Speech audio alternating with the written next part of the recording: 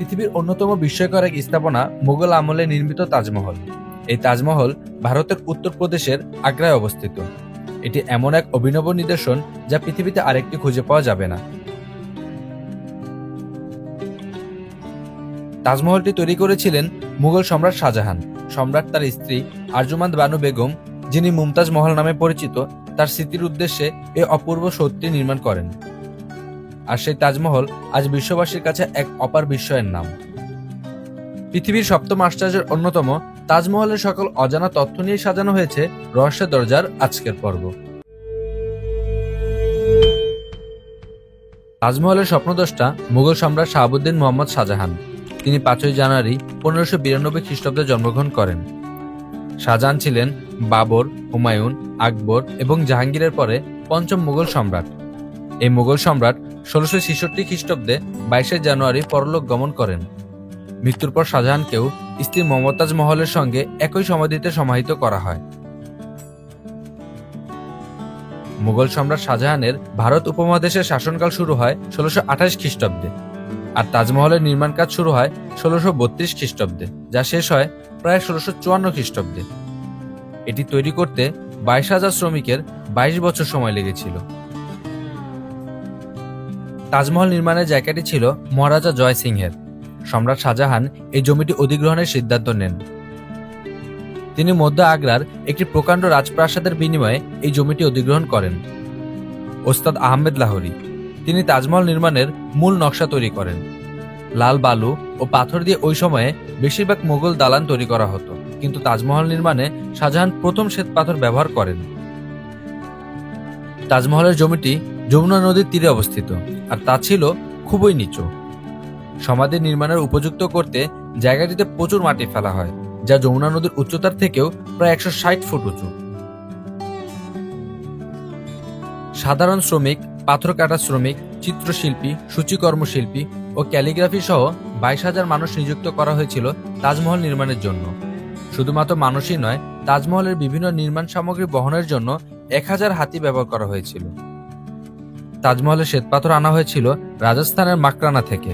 এছাড়া চীন থেকে স্ফটিক, পাঞ্জাব থেকে আসে পান্না, তিব্বত, আফগানিস্তান ও শ্রীলঙ্কা থেকে আসে নানা ধরনের নীলকান্ত মণি।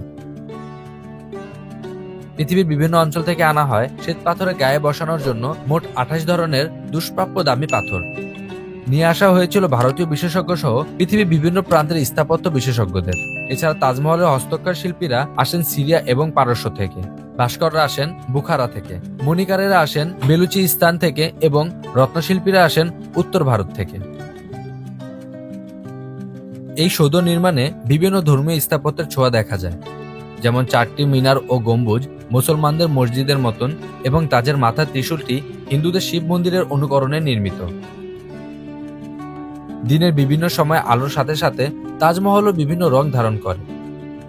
সকালে গোলাপি, দুপুরে হালকা হলুদ, বিকালে দুধের মতো সাদা এবং রাতে চাঁদের আলোতে সোনালী বর্ণ ধারণ করে পৃথিবীর সপ্তম আশ্চর্যের এই 6ষ্ঠতম স্থাপনা। অনেকগুলো পাতকুয়া তৈরি করে পাতকুয়াগুলোর উপর এক বিশাল মঞ্চ তৈরি করে তার উপর মূল সৌধ নির্মাণ কাজ সম্পন্ন করা হয়। তাজমহলের মূল সৌধের চারধারে 3 ভাগে বিভক্ত এবং প্রায় 130 ফুট উঁচু 4টি মিনার রয়েছে। মিনারগুলোর প্রতিটি ভাগের শেষের দিকে গোল বারান্দা রয়েছে। ভূমিকম্পে যেতে তাজমহলের মিনারগুলো মূল সমাধির উপর ভেঙে না পড়ে, সেই জন্য মিনারগুলোকে বাইরের দিকে সামান্য কাত করে তৈরি করা হয়েছে।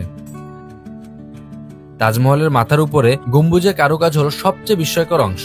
পুরো সমাধির মতোই এর গম্বুজ নির্মাণেও কোনো লোহার কাঠামো ব্যবহার করা হয়নি। বিশাল এই গম্বুজকে ছোট ছোট পাথরের টুকরো জোড়া দিয়ে নির্মাণ করা হয়েছে। টানা 17 বছর নির্মাণযোগ্য চলার পর 1648 সালে এই স্মৃতিসৌধের প্রাথমিক নির্মাণ কাজ শেষ হয়। নির্মাণ কাজ শেষ হলেও এর সৌন্দর্য বর্ধন, আশেপাশের কাজু বাগান এবং 3 দিকে 3টি প্রবেশদ্বার সহ পুরোপুরি শেষ হতে আরো 5 বছর সময় লাগে। তাজমহলের ভিতরে রয়েছে চমৎকার ক্যালিগ্রাফি। মমতাজ মহলের সমাধির পাশে তার পরিচিতি ও প্রশংসামূলক ক্যালিগ্রাফি দেখা যায়। সমাধির ক্ষেত্রে দেয়ালে রয়েছে আল্লাহর 99 নামের ক্যালিগ্রাফি। কিন্তু তাজমহলের আসল সৌন্দর্য হলো এর প্রবেশদ্বারে বিশাল ক্যালিগ্রাফিতে। এসব ক্যালিগ্রাফিতে পবিত্র কুরআনের বিভিন্ন আয়াত অঙ্কিত রয়েছে। এসব ক্যালিগ্রাফি তৈরি করেন আব্দুল হক নামের এক শিল্পী। তাজমহলের উচ্চতা 240 ফুট, যা কিনা দিল্লিতে অবস্থিত কুতুব মিনারের সমান। ভারতের সবচেয়ে জনপ্রিয় পর্যটন কেন্দ্র এই তাজমহল।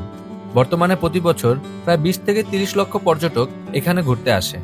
প্রায় 2 লাখ পর্যটক ভারতের বাইরে থেকে তাজমহল দেখার উদ্দেশ্যেই ভারতে আসে।